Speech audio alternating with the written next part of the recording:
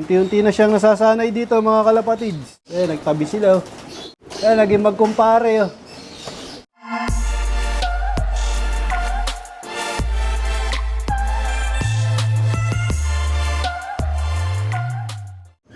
Kabul! Welcome back mga kalapatids.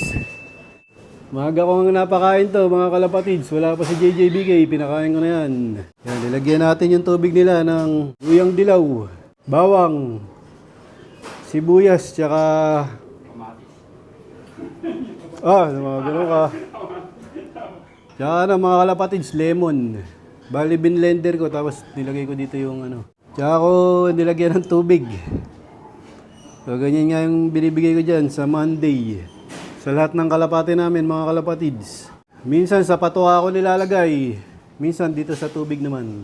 O ngayon, sa tubig ko nilagay. Kasi tinatamad ako maghalo sa patuka. So, napansin ko nga to mga kalapatids, yung itlog nito, isa lang yung may similya. Ayun o. Eto. Ayan. Isa lang yung ano. Parang isa lang yung madilim. O yung maitim. Bali yung isa lang yung sisilipin natin mga kalapatids. Ito nga. Ayan o. Pero tingin ko wala na to. Tagal na nung ano nito eh. Oh. Wala, clear egg. Wala. Clear egg. Kuha mo ng ano doon, nung dami egg, yung plastic egg, palitan na natin. Kasi baka ano to, mabugok. Madamay pa yung ano, yung may similya. Ito, nag-iisa lang yung ano, nilabas na itlog nitong hen. Ewan ko kung bakit. Nawala sa kondisyon. Pero may similya yung itlog nila, kahit isa lang. So yun, bali, ito lang yung ano, walang similya yung isang itlog kasi nga, sa tingin ko, matanda na yung barako. Pero, swerte pa din. Nag-ano pa siya, nagbuga pa ng isa. Bali, ano to, itatago ko na yung anak nito kasi nga, parehong lahi ni Magnum to. Itong angkak ay anak ni Magnum, tapos ito apo ni Magnum. Si Magnum, yung fourth place namin ng Tacloban sa PFC, mga kalapatids. So yun, lalagay na ni JJBK yung plastic egg para dalawa yung egg niya. So nilagyan namin na isa pang itlog mga kalapatids para nga isipin niya, dalawa yung itlog niya. Para sa susunod, dalawa yung itlogin niya. Sa susunod na clutch. Ito, papakawalan na namin lahat to. Sinasama na namin yung, ano, yung bata. Kasi napapagod na kaming ano, lagi silang inihiwalay. Baka ma-stress pa yung ano, mga itong dalawang batang ibon na to. So, bahala na kung uuwi sila kagad. O kung sasama sila sa ano, dito sa marami. So yun, maambon nga dito mga kalapatids. Kanina pa nga makulimlim dito mga kalapatids. Hindi nagpapakita si Haring Araw. Tapos ngayon, umambon na. Sige, pawalan mo na. Ayun, dito ako pumesto mga kalapatids. Kasi nga, maambon. Ayun, smash. Pero okay lang yan. Huwag lang yun talagang buhos na ulan. Siguro dito lang sa parte namin ito maambon, dito sa lugar namin. Pero sa ibang lugar, hindi naman. Ayan na mga kalapati namin, mga kalapatids. Rondahan na. Time check, 8:18. Ayun. Makulimlim dito na maambon, mga kalapatids. Ayan na, mga kalapati namin. Lumalakas yung ulan. Ayan, lumakas. Pero maliwanag dun sa may parte na yun. Baka dun sila pumunta. Zoom natin ng konti para makita nyo mga kalapatids.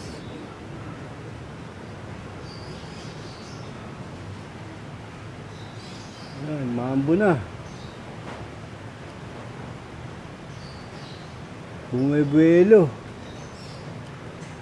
Ayaw lumayo. Tatakot siguro sa sa ulan mga kalapatids. Walang ganong nagpapalipad, wala silang masabayan.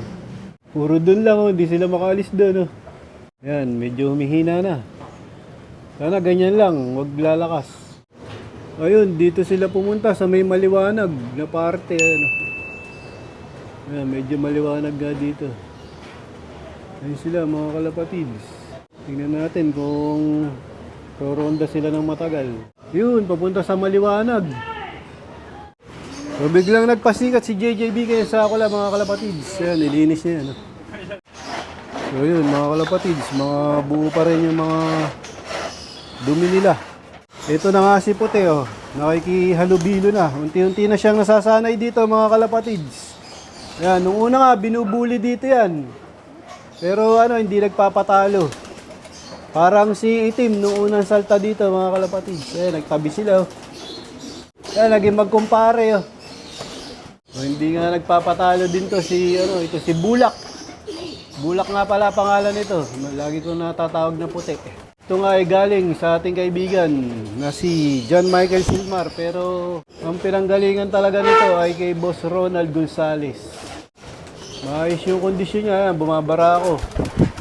Kaya hindi siya malungkot. Pagka nga malungkot siya mga kalapatids, ibig sabihin hindi nakakakain at hindi nakakainom. Ayun!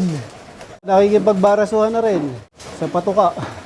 Tapos si Itim, ayun din, oh. Madali siyang nakaano dito. Naka-adapt sa kulungan namin mga kalapatids. So. Ayan. Marunong na siyang makipag-agawan. Pagka nga babagal-bagal dito mga kalapatids, mauubusan ng patuka. Dapat magaling silang pumuesto dito. Yan, may ano na yan, may edad na yan. Kumbaga, veteran move yan, di yan magpapatalo. So, lilipat naman yan. Oh. Ayun, kung saan may butas, doon siya. Galing. So, yun, yung kalapate namin mga kalapatids. Medyo lumiliwanag na dito pero umaambon pa rin, kaya lang mahina na. Pero okay lang yan mga kalapatids, ipapagpag lang nila yan. Ito na yung mga kalapate namin mga kalapatids. Ayan o, lumiwanag na nga dito, tumigil na yung ulan. Ayan o, nag-i-asol na yung kalangitan. Ito, malapit na sa loop. Ano kaya ito, may kasabay. Umaambon na naman nga dito mga kalapatids. Ayan o. Ayun, sa Antipolo, malabo na yung ano, bundok. Time check 9:05. Ayan. Meron na namang isang grupo ito, ayan. Ito yung kalapate ko. Ito yung ano, mga off color, yung mga may puti. Yung lagi nakakasabay ng kalapate ko. Ito na nga sila, mababa na. Time check 9:16. O yun, lumayo ulit mga kalapatids. May nakakitang ibang kalapate. Ayan o, tumaas ulit. May nakakasabay na ibang ibon. Time check 9:18. So yun, may bumaba na. Ano sila mga kalapatids? Time check 9:22.